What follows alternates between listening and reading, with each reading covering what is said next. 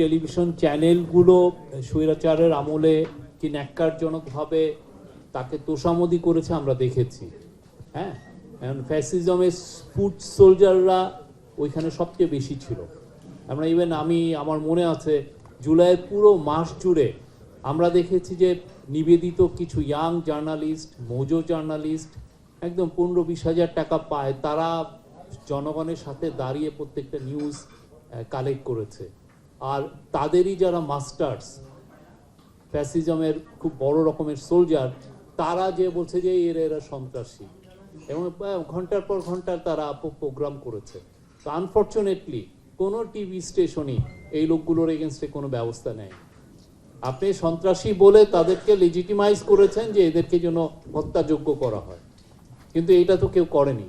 আমার মনে হয় যে এগুলা বলার সাথে সাথে আমাদের নিজের দিকে আয়নার দিকে আমি যখন গভর্নমেন্টকে বলি যে গভর্নমেন্ট আপনি আয়নার দিকে তাকান, আমারও তো আয়না আছে, আমি আয়নার সামনে দাঁড়াই না কেন?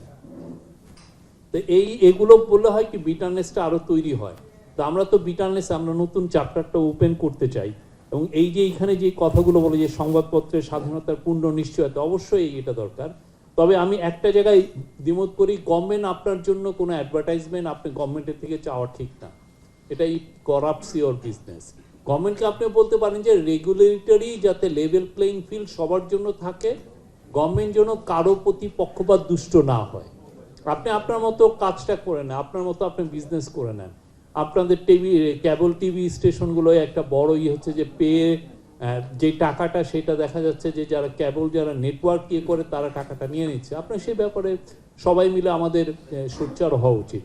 তো সেটা যদি আমরা না করে যদি গভর্নমেন্টকে বলি, তাহলে হবে কি তখনও আবার ওই একটা তোষামোদ গোষ্ঠী দাঁড়িয়ে যাবে, এবং এটা যে খুব ইন্ডাস্ট্রিতে খুব ভালো কিছু আনবে তা না।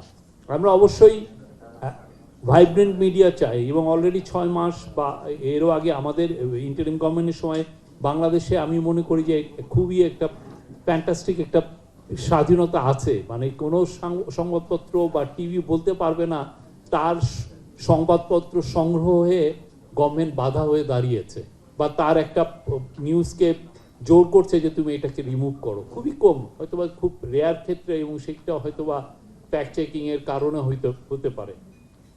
তো সেই জায়গাটাকে আমরা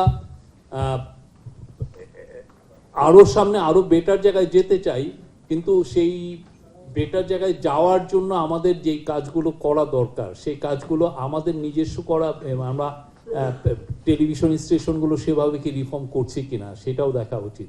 আমরা যে রিপোর্টগুলো করি সেটা এত বেশি ক্লিক বেক জার্নালিজম করতে যে আমরা দেখা যায় যে আমরা অনেকের কথা টুইস্ট করি। একটা মিনিস্টার 27 মিনিটের একটা ভাষণ দেন, 20 মিনিটের, তাকে আমরা এক সেন্টেন্সে আনতে যাই, এবং অনেক ক্ষেত্রে এটা ডিস্টর্টেড হয়, এবং এটা ইট সেন্ডস এ ব্যাড সিগন্যাল। সেটাও আমাদের দেখা উচিত আমরা অবশ্যই।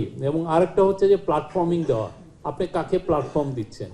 যে সিরিয়াল মিথ্যা কথা বলে তাকে আপনি প্রতিদিন এনে তাকে প্ল্যাটফর্ম দিচ্ছেন, তাকে টক শোতে ডেকে নিয়ে আসতেছেন। আপনি জানেন যে সে নোয়িংলি আননোয়িংলি সে প্রতিদিন মিথ্যা কথা বলে, সে স্বৈরাচারের সবচেয়ে বড় এনাবলার ছিল। তো এগুলো আমাদের দেখা উচিত, আমাদের নিজেদের দিকে তাকানো উচিত। আমি আর কিছু বলবো না। আমার মনে হয় যে খুবই ভালো উদ্যোগ, বাংলাদেশের টিভি ইন্ডাস্ট্রি আরো ভাইব্রেন্ট হোক, এবং টেলিভিশন এডিটর্স কাউন্সিল তাদের যে রেসপন্সিবিলিটি নিয়ে এগিয়ে যাওয়ার চিন্তা ভাবনা করছে সেটা ঠিক মতো পালন করুক। Thank you.